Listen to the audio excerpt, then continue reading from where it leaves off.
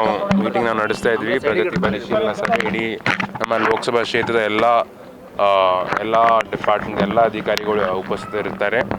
ಈಗಾಗಲೇ ನಾವು ಒಂದು ಫ್ಲಾಗ್ ಆಫ್ ಮಾಡಿದ್ದೀವಿ. ಪ್ರಧಾನಮಂತ್ರಿ ಫಸಲ್ ಬಿಮಾ ಯೋಜನೆಯನ್ನು ಒಂದು ಒಳ್ಳೆ ರೀತಿಯಲ್ಲಿ ಒಂದು ಸ್ಕೀಮ್ ಇದೆ ರೈತರಿಗಾಗಿ. ಅವರೇನು ಬೆಳೆ ನಾಶ ಆಗುತ್ತೆ, ಬೆಳೆ ಹಾಳಾಗುತ್ತೆ, ಅದಕ್ಕೋಸ್ಕರ ಏನು ವಿಮೆ ಇನ್ಶೂರೆನ್ಸ್ ಸಿಗುತ್ತೆ. ಅದು ಒಂದು 5 ಗಾಡಿಗಳು ಮಾಡಿದ್ದಾರೆ ಅವೇರ್ನೆಸ್ ಸಲುವಾಗಿ. ಅದು ನಾವು ಈಗಾಗಲೇ ಫ್ಲಾಗ್ ಆಫ್ ಮಾಡಿದ್ದೀವಿ.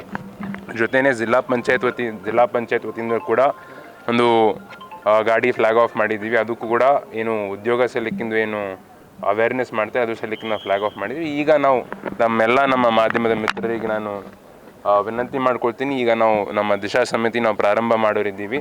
ಅದರಲ್ಲೂ ಕೂಡ ತಾವು ಭಾಗಿಯಾಗಿ ಏನೇ ನಮ್ಮದು ಈಗ ನೀವು ಮಾಧ್ಯಮದ ಮಿತ್ರರು ನಿಮಗೂ ಕೂಡ ಬೇರೆ ಬೇರೆ ರೀತಿಯಲ್ಲಿ ಸಮಸ್ಯೆಗಳು ಜನ ಹೇಳ್ತಾರೆ ನಮಗೆ ಈ ರೀತಿಯಲ್ಲಿ ನಮಗೆ ತೊಂದರೆ ಆಗ್ತಾಯಿದೆ, ಸಮಸ್ಯೆ ಆಗ್ತಾಯಿದೆ ಅಂತ. ನಿಮಗೂ ಕೂಡ ಏನಾದರೂ ಇತ್ತಂತಂದರೆ ತಾವು ಬರವಣಿಗೆಯಲ್ಲಿ ಅಥವಾ ನೀವು ಮೌಖಿಕವಾಗಿ ನನಗೆ ಹೇಳ್ಬೋದು. ಅದನ್ನು ಕೂಡ ನಾನು ಇವತ್ತು ನ್ಯೂಸ್ನ ಮೇನ್ ದಿಶಾ ಸಮಿತಿ ನಾವು ನಡೆಸ್ತಾ ಇದ್ದೀವಿ. ಅದನ್ನು ಕೂಡ ನಾವು ಎತ್ತೀವಿ. ಲಾಸ್ಟ್ ಎಲೆಕ್ಷನಲ್ಲಿ ನೀವು ಕಾಂಗ್ರೆಸ್ ಭಾಳ ಒಗ್ಗಟ್ಟಿನಿಂದ ದೊಡ್ಡ ಮಟ್ಟದಲ್ಲಿ ಚುನಾವಣೆ ಫೇಸ್ ಮಾಡಿ ಗೆದ್ದಿದ್ರು, ದೊಡ್ಡ ಅಂತರದಿಂದ ಗೆದ್ದಿದ್ರು. ಅದ್ರ ಒಂದು ವರ್ಷದಲ್ಲಿ ಏನಾಯಿತು, ಅಷ್ಟೊಂದು ದೊಡ್ಡ ಭಿನ್ನಮತ ಸೃಷ್ಟಿಯಾಗಿದೆ. ಕಂಪ್ಲೇಂಟ್ ಕೊಡ್ಲಿಕ್ಕೆ ನಿಮ್ಮ ಟೀಮನ್ನೇ ಹೈಕಮಾಂಡ್ ಹೋಗಿದೆ, ಉರ್ಜೆವಾಲ ಕೊಡುವಂಥದ್ದು ಮಟ್ಟಕ್ಕೆ ಹೋಗಿದೆ ಅಂದರೆ ಎಲ್ಲರಿಗೆ ನೋಡಿ, ನಮ್ಮ ಪಕ್ಷದಲ್ಲಿ ನಮಗೆ ಸ್ವಾತಂತ್ರ್ಯ ಇದೆ, ನಮ್ಮ ಪಕ್ಷದಲ್ಲಿ ಪ್ರಜಾಪ್ರಭುತ್ವ ಇದೆ, ಡೆಮಾಕ್ರಸಿ ಇದೆ. ಈಗ ಯಾವುದೇ ಒಂದು ಕೆಲಸದಲ್ಲಿ 100ರಲ್ಲಿ 90% ಜನ ಖುಷಿರ್ಬೋದು, 10% ಎಲ್ಲೋ ಒಂದು ಕಡೆ ನಾರಾಜಾಗಿರ್ಬೋದು. ಈಗ ಒಂದೇ ಪರಿವಾರದಲ್ಲಿ ನೀವು ನೋಡ್ಬೋದು, ಅಣ್ಣ ತಮ್ಮಂದಿರು ಯಾವಾಗಲೂ ಏನಾದರೂ ಒಂದು ಸಮಸ್ಯೆಯಿಂದ ಜಗಳ ಆಡ್ಕೋತಾ ಇರ್ಬೋದು. ಇದನ್ನು ಕೂಡ ಇದೇ ರೀತಿಯಲ್ಲಿದೆ.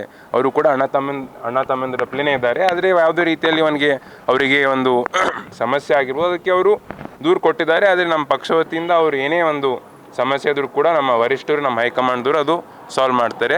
ಏನೂ ಚೇಂಜ್ ಆಗಿಲ್ಲ. ನಾವು ಈಗಲೂ ಕೂಡ ನಾವೆಲ್ಲ ನಮ್ಮ ಪಕ್ಷದ ಮುಖಂಡರು, ಎಲ್ಲ ಕಾರ್ಯಕರ್ತರು ಎಲ್ಲರೂ ಈಗಲೂ ಕೂಡ ನಾವೆಲ್ಲರೂ ಒಗ್ಗಟ್ಟಾಗಿಯೇ ಇದ್ದೀವಿ.